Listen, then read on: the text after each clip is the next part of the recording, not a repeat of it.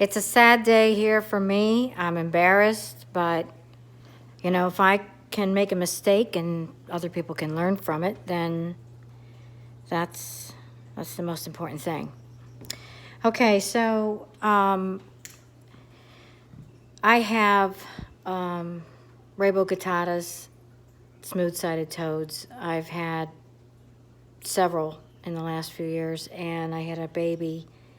I had two babies, and one was frail from the beginning. It was not, you know how it is. You buy two at a time usually, and the order was messed up, and so the second one they sent, it just wasn't right. But my ego is such that, oh, I can fix anything. So it was kind of behind the eight ball to begin with, but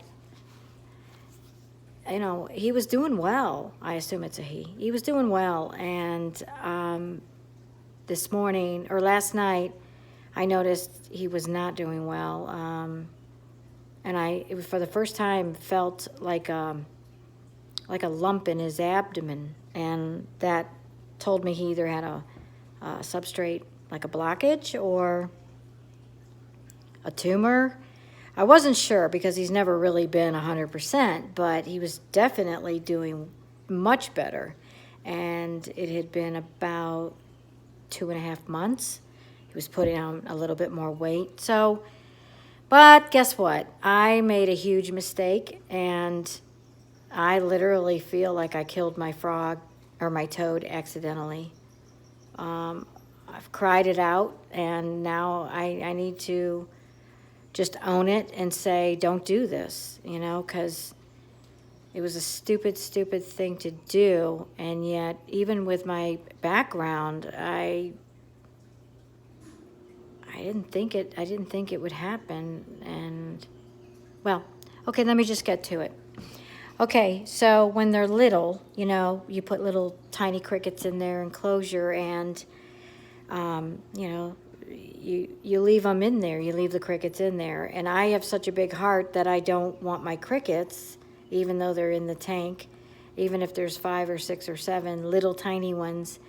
I know that the smooth-sided toad will, because these are babies, I know that they will hunt at night, and so I would leave the crickets in there. But at the same time, I couldn't sleep. I know. I couldn't sleep because I thought, well, what if the crickets get hungry in the middle of the night? And then what if they're thirsty? So I always kept in the corner of the tank a little area. I had a little raised bowl that was magnetized onto the glass where the crickets could get to it and eat, and real tiny. And then I would put gel, the water crystal gel. I put a couple of blobs of that in the corner of the tank. So the crickets knew they could get to water without risking their life climbing inside the water dish of the toads. So here's what happened. Last night I noticed my little toad was not doing well, and it was for the first time I felt like a blob in its stomach, and I thought, well, it's either a tumor or there's a blockage, maybe it's some substrate, who knows, but I knew that it was not doing well. It was not even going to make a trip to the vet, because I have no issues running to the vet for anything and everything. So I waited. Then this morning, in fact, last night I prayed over it. I prayed over my toad, and I said, please let it have an easy transition and not suffer. So I prayed over the little thing, and then I secured it in a nice little warm area. It loved to look at my battery-operated candles, and it would watch the crickets next door in the cage. So it really was in a good spot. So I thought if it passes, it'll pass in peace, and there wasn't anything else I could do. So plus I wasn't even sure what was wrong, really, other than the little lump. So this morning when I got up, I fully expected to find it deceased, and I didn't. It was in the water dish now. It climbed out of the little area I had it in, and it was in the water dish soaking. And I thought, oh my God, okay.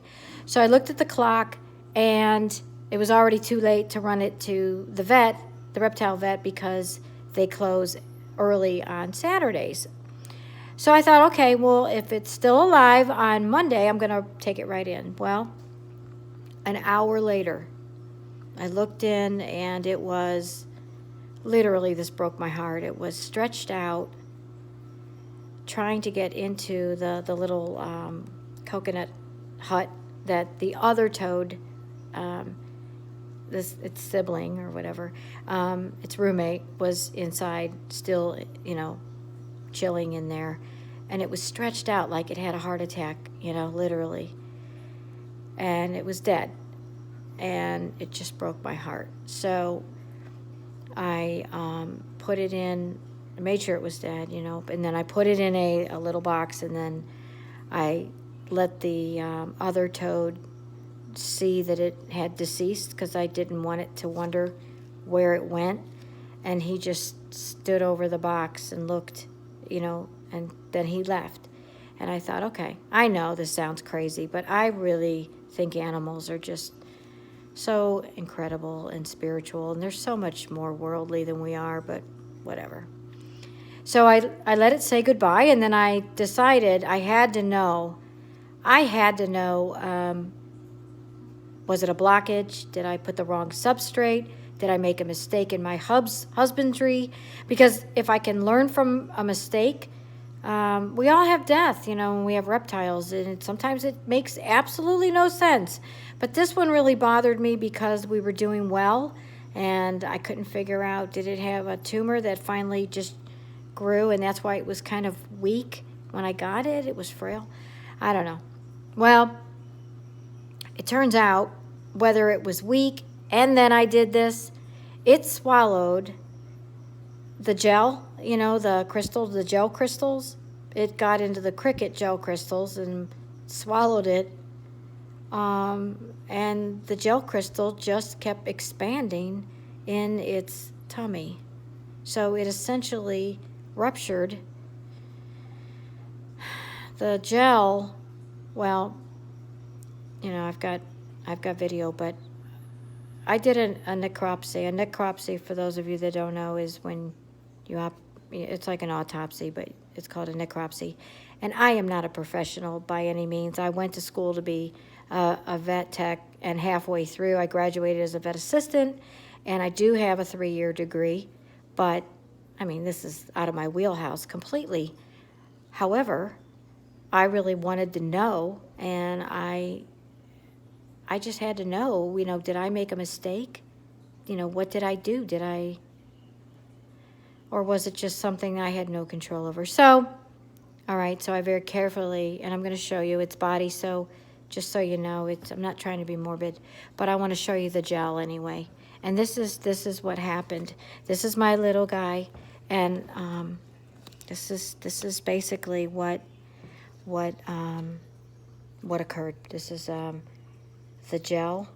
Let me see if I can aim my camera down. Sorry about the lighting. I'm not that sophisticated yet. I obviously don't even have makeup on half the time. But anyway, here you go. Take a look. Okay. Now, there's my baby.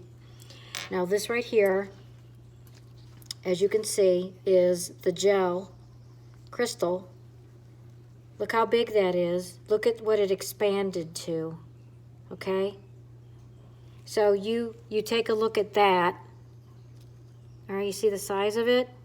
Inside my little baby's tummy there. All right? And clearly you can see. Okay?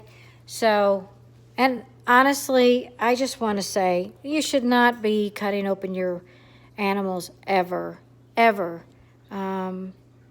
Actually, never, ever get to that. But I had to know, and I just had to know. So, don't make the same mistake I did. When you have crickets in your enclosure, don't worry about putting cricket gel in there, or your toad or your frog more than likely will somehow ingest it, and then it'll just keep expanding as they take on water and they breathe through their skin. I mean, they drink through their skin. So it just kept getting bigger and bigger. And yeah, that's on me. That's on me. And I don't want you to feel the way I feel this morning. So I know, stupid mistake, but I honestly didn't think it would eat the gel. You know, it was just in the corner. So live and learn, it's part of it, but I feel really bad today. So that's it in a nutshell. Don't make the same mistake I did. And I'm not even going to say if you like what you see. If you like what you see today, you're sick. Just hit the thumbs up anyway if you're sick. You got some problems if you like what you see today. Okay, if you felt like you learned something today, hit the thumbs up button, okay? Jesus. I mean, all right, have a great day. Remember, God is good, and be good to your animals. Be good to your animals, all of them. Talk to you soon.